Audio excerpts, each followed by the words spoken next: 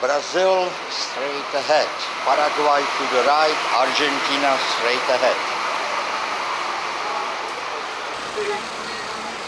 Una plaza de comidas, restaurante internacional, cafetería. You are here, Parque Nacional do Iguaçu.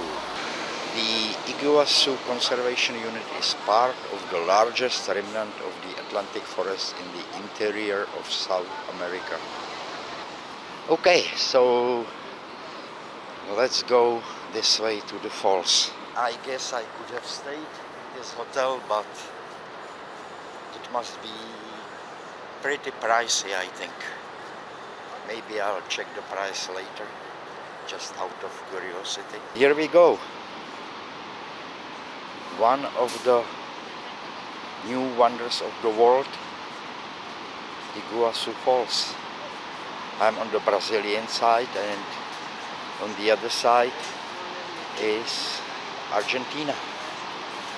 So it's important to stay hydrated. This is aqua minerale that I just purchased for $2 something. After all, this is a subtropical area. It is humid, not so hot, but still I need to drink. This is just awesome, and it's part of the national park, also a UNESCO World Heritage Site.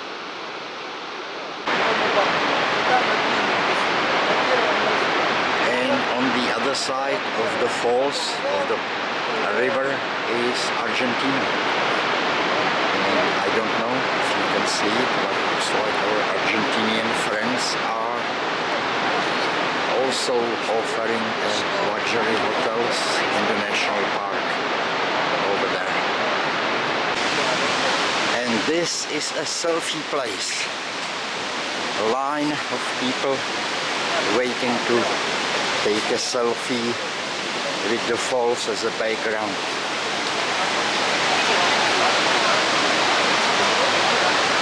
Yeah, here we go. I think I'll skip. Views are spectacular, even without a selfie. Obviously, it is not one waterfall, it's a system of waterfalls.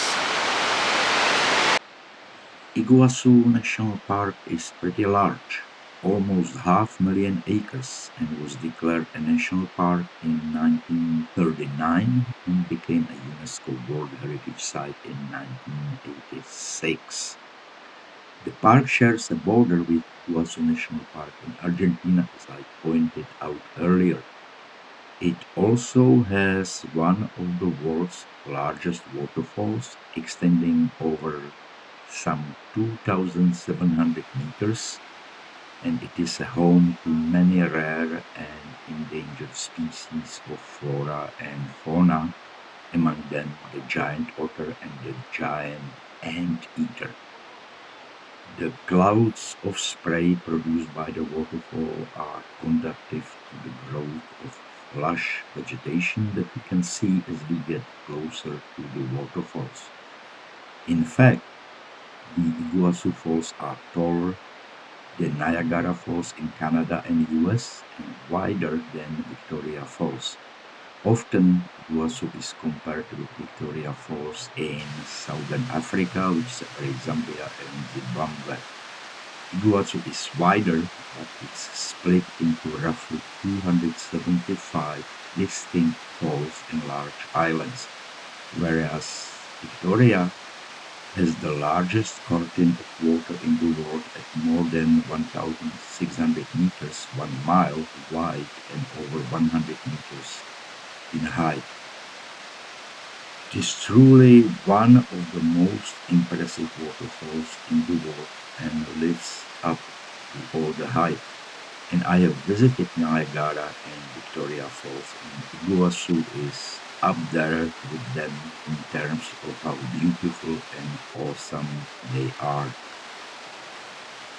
Basically, they are pretty huge. In fact, in the Guarani Tupi language, local people here, Iguazu means big water. And of course, the falls have to be in the movies, right? Right.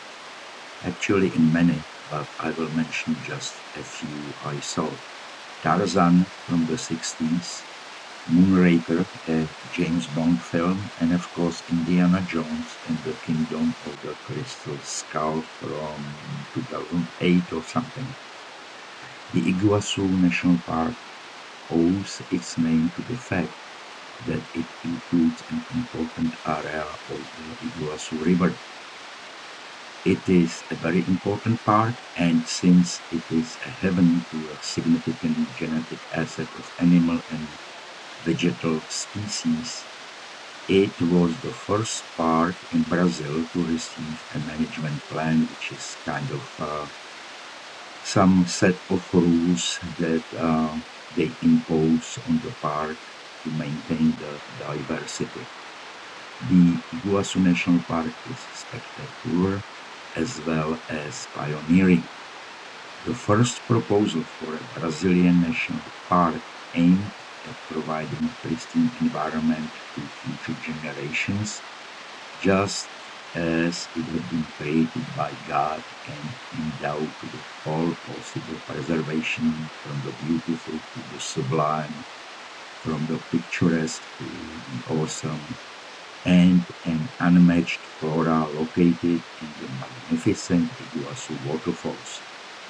These were the words used by André Rebucas, an engineer in his book Provinces of Paraná, Railways to Mato Grosso and Bolivia, which started up a campaign aimed at preserving the Iguazu Falls way back in 1876 when Yellowstone National Park, the first national park on the planet, was 4 years old. So it is pretty amazing, probably not a very well known fact, because many people kind of think that the national park idea has been kind of hatched and grown only in the US.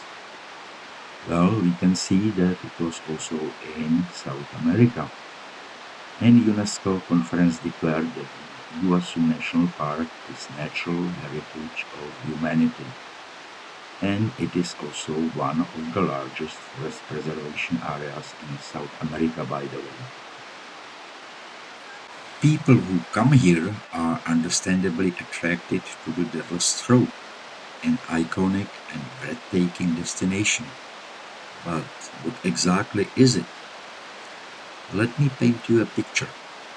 Imagine a colossal, U-shaped waterfall nestled within the heart of the Iguazu River, where an immense volume of water crashes down into a narrow chasm. This chasm is encircled by towering cliffs and magnificent rock formations, creating a natural amphitheater-like spectacle. The location alone is awe-inspiring, but there is so much more to it. The Devil's Throat stands as the largest and most formidable waterfall within the Iguazu Falls system. It spans a staggering width of approximately 150 meters and an impressive height of 82 meters. The sheer magnitude of this natural wonder is truly astounding, but size isn't the only factor that makes it incredible.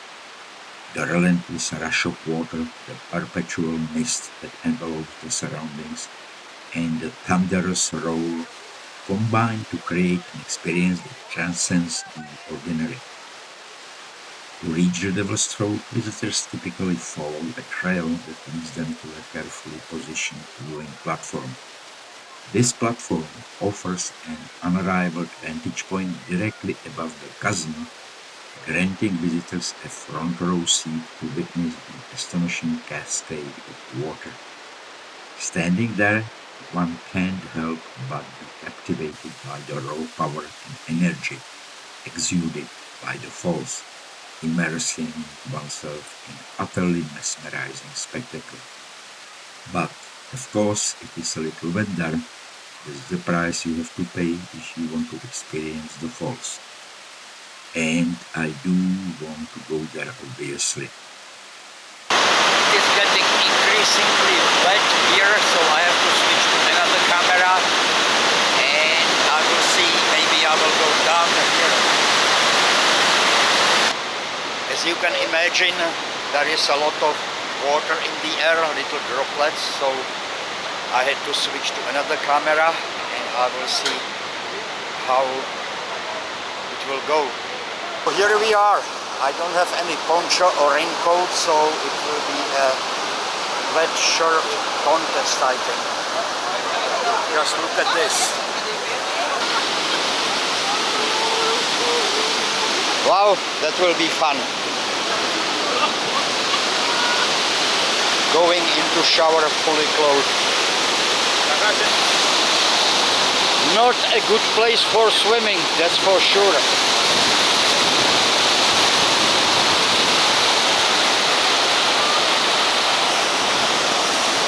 Really a lot of water in the air. I don't know how it will look because the lens is pretty wet by now. It will be so wet pretty soon. Very wet.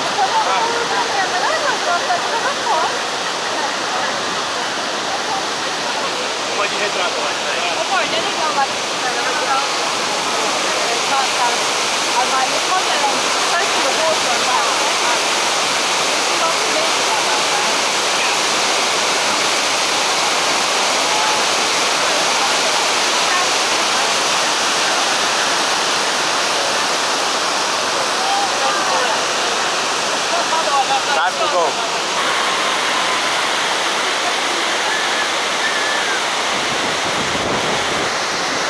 Yeah, you need to be ready, at least a little bit, not like me today.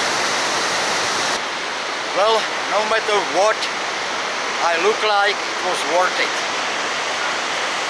Of course, now I need to get somewhere to the dry place so I can dry up a little bit. Well, one last view, I guess. And I need to go up. There is an elevator, but I will not wait in line, I will walk. Yeah, this is the way up. Instead of waiting in line for the elevator, I have a chance to dry up a little bit while walking.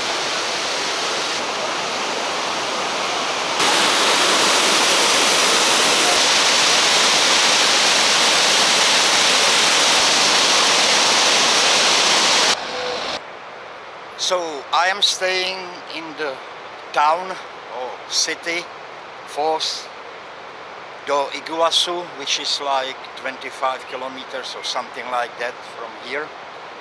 And I didn't take any travel agency bus or anything like that. I just took a public bus for $1.20 in the morning. Yes, it made maybe 8 stops, so it took 40 minutes, but it got me to the gate of the national park, and inside the national park there are buses that are included in the price of the ticket, which was 100 reals, which may be something like $20, I think. Not bad. And all the buses here in the park are electrical buses, so no smoke, no fumes, anything here, which is pretty cool. And it's definitely, in my opinion, better than going with a tour, because what will the tour tell you, or tour guide? Oh, this is a waterfall and this is called Devil's Throat or something like that. Hey, I can read it myself and I don't need anyone to tell me. because it's waterfalls, right? There is nothing historical, not much to explain. Even the convenience of going by tour bus doesn't really amount to much. The only thing is that they will pick you up at your hotel, which I had to walk 1 mile to the bus station. No big deal. So now let's have a look what they have here. I think I'll have to read on this. Maybe people whom we can say thank you for this being a national park. Just what I thought. Alberto Santos Dumont, father of aviation and basically of this park. He pushed for this area to become a park, and that's very cool.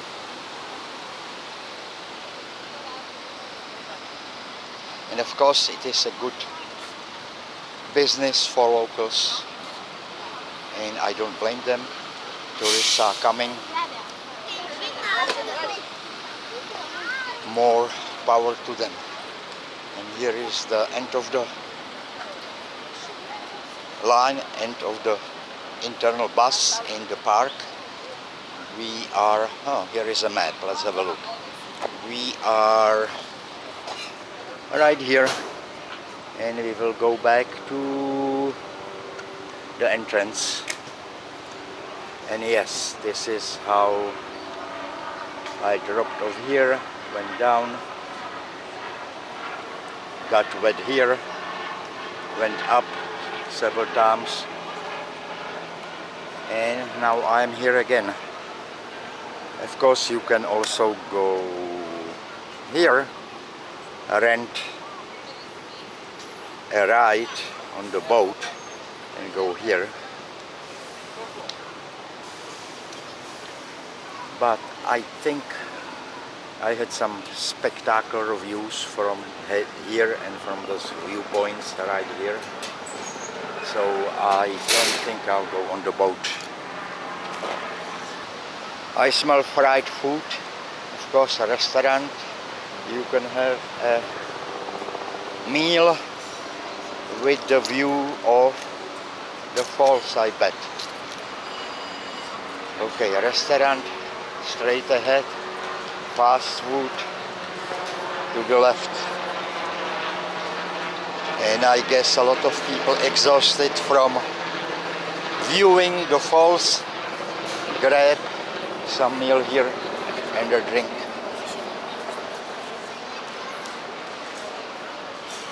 Oh, this should be interesting to see the falls from the above actually. Let's take a peek. And here is the edge where you see the steam, the white, kind of like a smoke going up. There's the edge of the first cascade of the waterfalls. Argentina on the other side. And of course the usual tourist shops, like everywhere where there is enough visitors. But overall I would say the park is really nice, and I don't necessarily mean only nature, I mean how it's organized here. I will get on the electric bus and it will take me back to the gate, to the entrance, to the park entrance. Please line up. Yes.